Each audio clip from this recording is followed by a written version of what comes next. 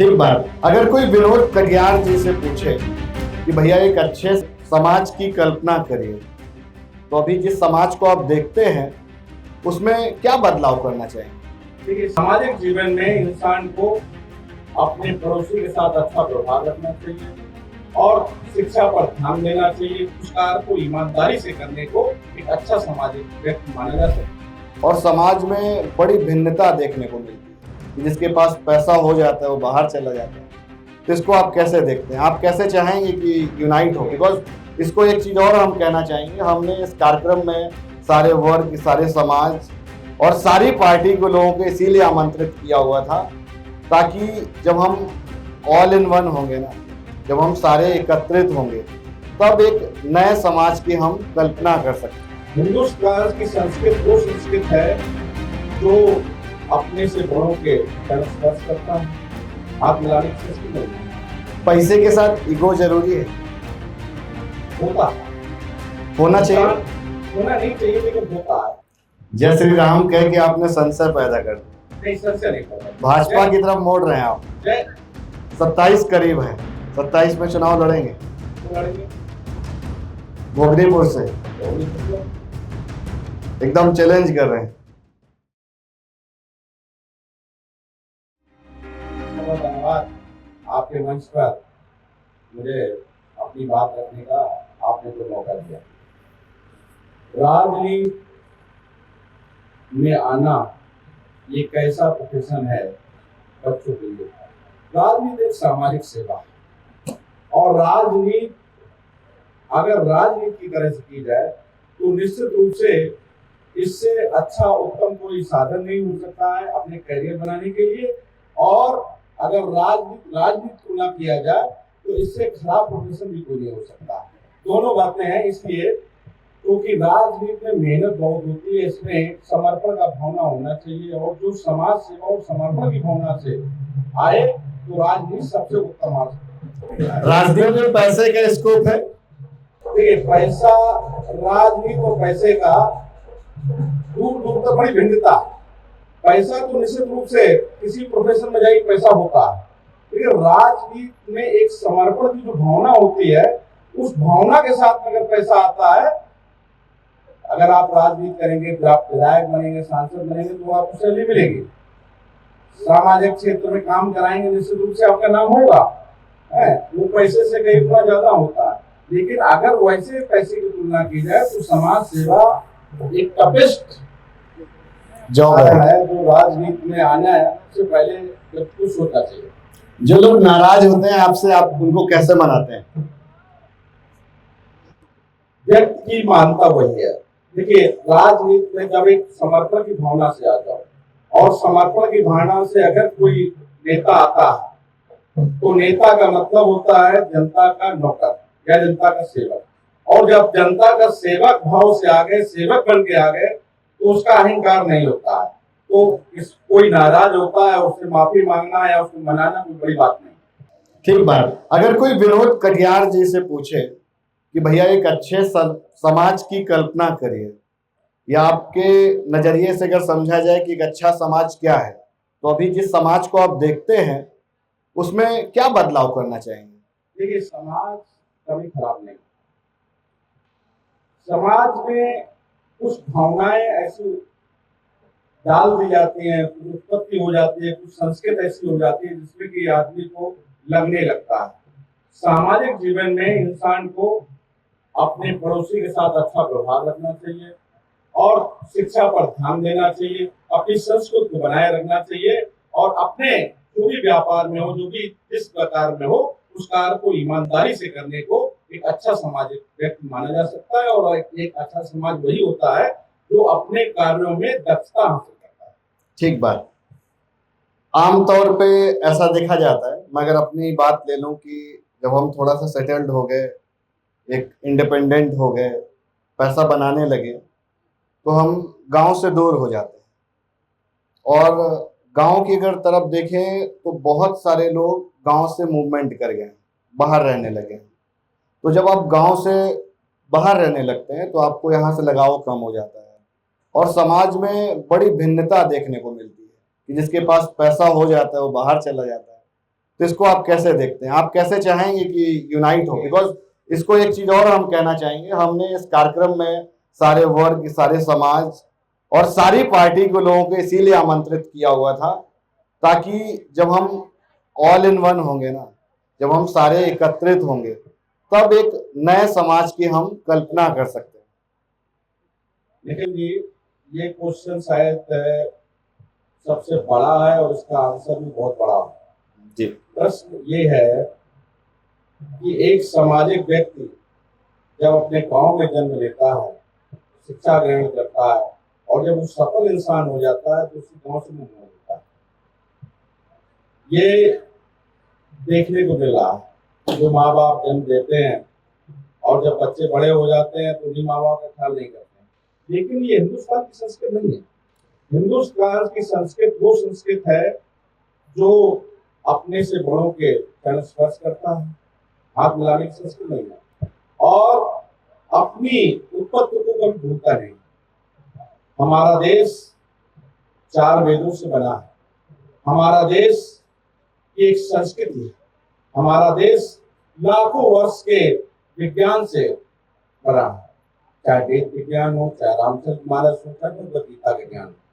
आज सच्चाई तो ये है, जो अपने मूल को भूल जाता है वो सफल इंसान नहीं हो सकता।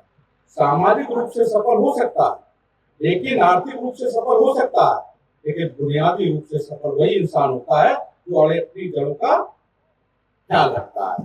तो जड़ को पकड़ के रखता है, गांव की सभ्यता को पकड़ के रखता है, वही सच्चा इंसान बन पाता है। पैसे के साथ ईगो जरूरी है? होता है, होना चाहिए? होना नहीं चाहिए लेकिन होता है। जब इंसान बहुत सफल हो जाता है, बहुत पैसे वाला हो जाता है, तो फिर वो अपने सामने के व्यक्ति को बहुत कमजोर और दीनहीन महसूस करने लगता है। और जब ऐसा महसूस करने लगता है तो वो हमारी संस्कृति नहीं है। हम लोग तो उस संस्कृति को मानते हैं जिसमें कहते हैं सर्व मंगल मंगले शिवे सर्वदे सात्विके श्रेणे दंपते गौरी नारायणी नमस्ते। हम सब धर्म को मानने वाले हैं, सब समाज को मानने वाले हैं, सबके ज्ञान की बात करते हैं और सबको अपने गले लगाते हैं और सबको जय श्री राम कहते हैं। जय श्री राम कह के आपने संशय पैदा कर दिया। नहीं, संशय नहीं कर रहा। भाजपा की तरफ मोड़ रहे हैं आप। जय श्री राम का मतलब कोई, देखिए जय श्री राम एक शब्द है, ये शब्द से हमें ऊर्जा मिलती है। हम एक सामाजिक प्राणी हैं। हमने जब पढ़ा है, जब हम बचपन से पैदा हुए तब भी हमने पढ़ा है भगवान राम हुआ करते थे, भगवान राम का चरित्र पढ़ा हुआ, एक कल्चर पढ़ा हुआ। तो जब कहते हैं, जब उस कल्चर में ढले हैं, पढ़े हैं, बड़े हुए हैं, तो यही कहेंगे सर्वसत्य मते परमात्मे श्री रामाय नमः। उससे बड़ा कोई नाम नहीं है, उससे बड़ा कोई धर्म नहीं है, इसलिए उनको हम याद करते हैं। जैसे आपके पास सारी चीजें, आपके इंस्टीट्यूट्स हैं, बिजनेस हैं बाय प्रोफेशन, आप विधायक भी रहे, दोबारा फिर से तैयारी कर रहे हैं 27 में। इतना सब कुछ होने के बाद गांव और जो है दूर दूर इतना कौन जाता है, कौन भटकता है? आपने कैसे तय किया कि राजनीति में आना है? नहीं निखिल जी, मैं एक किसान का बेटा हूँ। हमारे फादर भी राजपुर क्षेत्र के खलासपुर ग्राम के रहने वाले हैं, एक शुद्ध रूप से कृषक व्यक्ति थे। मैंने अपनी पूरी संपूर्ण पढ़ाई ग्राम विकास इंटर कॉलेज बुधौली में की। इसके बाद मैं कानपुर में पढ़ाई ग्रेजुएशन किया, पोस्ट ग्रेजुएशन किया और लखनऊ से मैंने एमबीए किया। ठीक बात, एक बार जोर से तालियां हो जाएं। देखिए, सबकी जो जीवन की जो गाथा है ना, बड़ी सिंपल है यार।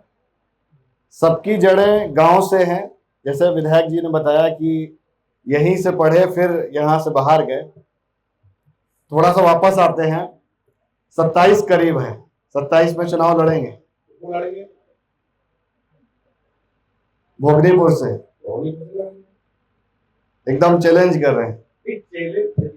कभी कोई चीज का चैलेंज नहीं होता। ये हमारा ख्वाब है, ये हमारा भरोसा है अपने दल से, अपने लोगों से, और चूंकि उन लोगों ने मुझे प्यार दिया है विगत 5 साल उन्होंने मेरे कार्य को देखा, मैं उनके बीच में सुख दुख में रहा हूँ। तो निश्चित रूप से जैसे आप अपने गांव से लगाव रखते हैं, हम उस तरह से अपने कॉन्स्टिट्यूंसी से लगाव रखते हैं। ठीक बात, थोड़ा सा और आगे लेंगे। भविष्य का भोगनीपुर की क्या कल्पना करते हैं, किस तरह का होना चाहिए, कैसा सोचा आपने? देखिए, भोगनीपुर एक वो जगह है जो सदियों से, लाखों वर्षों से प्रसिद्ध। भोगनीपुर का नाम कैसे पड़ा? भोगनीपुर भोगी सागर तालाब है, उसके नाम से भोगनीपुर जगह है बनी उसके किनारे, और उसके नाम से भोगनीपुर का नाम पड़ गया। भोगनीपुर एक जगह है, वहां पर चपा रहता है। पूरे हिंदुस्तान में यमुना हमेशा दक्षिणायन बहती है, एक सिर्फ चपरघाटा एक ऐसी जगह है जहाँ पर उत्तरायण बहती है। एक उसका महत्व है। भोगनीपुर में मुक्ता देवी का मंदिर है। भोगनीपुर अपने आप में एक शुद्ध रूप से, अगर रानी लक्ष्मीबाई ने युद्ध किया तो उन्होंने तब तक अपनी सांसों को रोके रखा, तब तक भोगनीपुर नहीं आ गई। यमुना को क्रॉस किया और भोगनीपुर के अमरौदा में आकर कालेश्वर मंदिर को प्रणाम किया, और उसके बाद अपने आप को बहुत सारे, बिकॉज मंच भरा हुआ है, आपकी पार्टी के भी बहुत सारे लोग हैं, युवा नेता हैं, बाकी भी पार्टियों के हैं, और ये भी बीइंग अ करियर सोचते होंगे यार कि हम भी एक दिन विधायक बनेंगे, वो चाहे जिस पद में हो। तो एक अच्छा नेता बनने के लिए क्या गट चाहिए? जब आपने राजनीति शुरू करी तो आपने क्या बेसिक एथिक्स तय करे? देखिए, नेता बनने की क्वालिटी तो ये है कि इंसान को अपने कर्तव्य के प्रति ईमानदार हो और लोगों के प्रति सेवा का भाव हो। कोई भी व्यक्ति नेता बन सकता है। हमारा देश प्रजातांत्रिक देश है। प्रजातांत्रिक देश में हर व्यक्ति को हर तरह की स्वतंत्रता है, लेकिन निश्चित रूप से कुछ चीज का प्रण लेने से पहले उस पर विचार करना चाहिए। नेता बनने से पहले अपने आप को इस बात के लिए ध्यान देना चाहिए कि क्या हम स्टैंड कर पाएंगे, और सामाजिक रूप से अपने घर परिवार को ध्यान में रखना चाहिए, क्योंकि सामाजिक जीवन है, जीवन बड़ा बड़ा होता है। इंसान को हर तरह के संघर्ष का सामना करना पड़ता है, तो नेतागिरी में पद ही नहीं मिलता है। कभी कभी लोग पूरी जीवन संघर्ष करते चले जाते हैं, लेकिन वो विधायक और सांसद और मंत्री या जिला पंचायत सदस्य नहीं बन पाते हैं, लेकिन पूरे जीवन नेतागिरी करते रहते हैं। वो लोगों का भी नेता करने का तरीका है। कुछ लोग ऐसे हैं जो तुरंत आते हैं, विधायक मंत्री बन जाते हैं, उनको उतना संघर्ष करने का मौका नहीं मिलता, संघर्ष नहीं कर पाते हैं।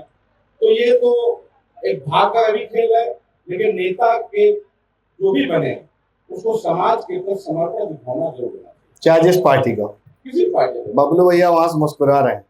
बबलू भैया हमारे छोटा भाई है, वो भी अच्छा नेता है, ऐसा जरूरत नहीं है। नेता है और अपना दल कोई हो, देखिए दल आज ये दल है वो दल है, लेकिन समाज के प्रति उत्तरदायित्व व्यक्ति का होना चाहिए। अगर कोई किसी दायित्व पे है, किसी भी दल में कोई दायित्व है, तो उसको अपने दायित्व को 100% निर्वाह करने की क्षमता होनी चाहिए। अंत में थोड़ा संवाद को हम समापन करेंगे। होली है, हम चाहेंगे कि एक बार वापस से आप, इतने सारे लोग आपको एक जगह मिल गए, होली में बहुत सारे कार्यक्रम होते हैं, आप बहुत जगह नहीं जा पाते होंगे, तो एक बार वापस से होली के बारे में बताएं। होली क्यों मनाई जाती है, कैसे मनानी चाहिए, और कौन कौन सी चीजों से दूर रहना चाहिए, क्योंकि होली तो झगड़े भी बहुत होते हैं। होली रंगों का त्योहार, होली उमंगों का त्योहार है, और निश्चित रूप से अगर हम अपनी कथाओं में जाएं तो होलिका दहन का एक बड़ा इतिहास है।